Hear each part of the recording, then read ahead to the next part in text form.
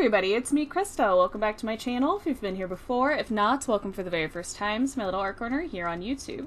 Today we are playing around with some of the stuff that came in the November 2020 Premium Sketchbox. We got quite a few markers in this one, a couple browns, some nice pastels, and a beautiful pink. I decided to use a different kind of paper than what we got in the box, that Han Mule layout paper. When I actually touched it, I realized it's really thin. And for how I apply markers, where there's a lot of layering involved, this isn't the best kind of paper for that application. So instead I'm using some Strathmore 4x4 bristle board. It's nice and thick and it can hold up to most markers.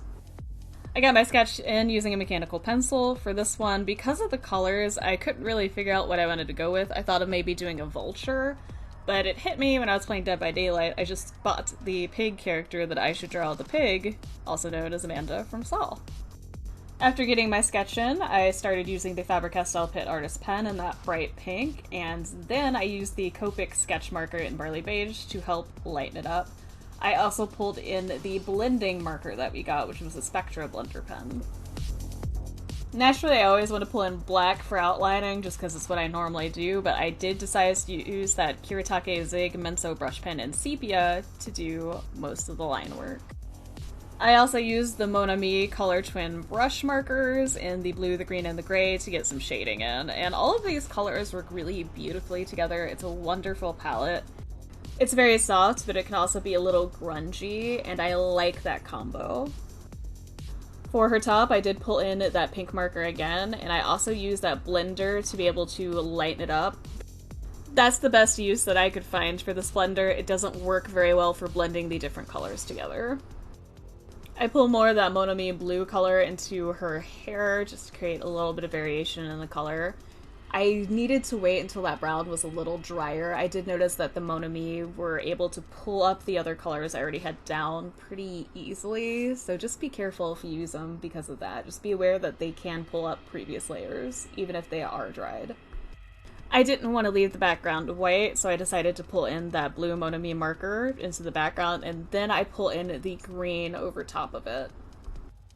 It works really well because I am using the blues and greens as accents on her. It also helps the pink part stand out a lot more. And I didn't think about this till later. In the original Saw film, at least, they do use a lot of blues and greens for certain scenes, so it worked out color palette-wise for that too. Go figure. Also, for the Kiritake Zig marker, the Menso brush pen in the sepia color, I just realized that I didn't have to squeeze it at all during the entire drawing. Sometimes with those Kiritake markers, you have to squeeze them multiple times in order for more ink to come out. The only time I did it, I think, was during the unboxing video, so that's pretty awesome. And all the other markers were nice and juicy. I didn't have any issues with any of them drying up or being patchy when they applied, so that's pretty nice. At this point, I noticed I messed up the shape on the ears a little bit. I made them look more like dog or cat ears instead of pig ears, so I go in with a white gel pen to try to lighten it up and reshape it. That didn't quite work very well because of the layers of the brown I already had in there. So I end up pulling in a white water-based Sharpie to help pull it back out a little bit more. You can do this with white gel pens and white acrylic paint markers to help lift it up, and you can always layer again using the other markers. I also use that white gel pen in certain areas like the hair and the snout just to add a little bit more white back into the drawing. Make it look a little bit less flat. I added a lot of flyaways to her hair as well using that sepia marker. Especially for this character, it makes a lot of sense, because she's usually running around murdering people, so her hair is gonna be a little messy. I really liked the variety of lines that I could get with that marker as well. I could cover a large chunk if I needed to, and I could also do some nice little thin lines like I did with the hair. I just keep jumping back and forth between the different markers. Like with any other drawing or painting, I tend to go around the entire piece. I don't just work on a single piece at a time. I like doing this because it allows certain sections to dry, but it also lets me look at everything as a whole versus the individual pieces. And like I said earlier, once that white Sharpie has dried, I am able to go in with the other markers to add some of the pink and peaches back in. I also used the white gel pen to bring a little white highlight to insinuate where an eye would be. Her eye is mostly covered by hair in the reference shot, but having that just little highlight gives a nice little suggestion.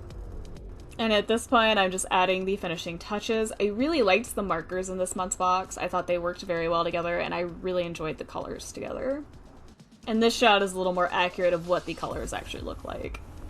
But with that, this project, and therefore this video, is pretty much done. If you liked it, please hit that like button. If you have any comments, questions, feelings, concerns, or you want to let me know how the stuff in this month's box worked for you, let me know all about that in that comment section down below. If you want to see more videos like this, please feel free to subscribe. I do SketchBox unboxings and projects once a month. As always, thank you so much for taking the time out of your busy day or night to watch this video and listen to me ramble. I greatly appreciate it. I look forward to hearing from you guys soon, and you will definitely be hearing from me soon. Bye, everybody!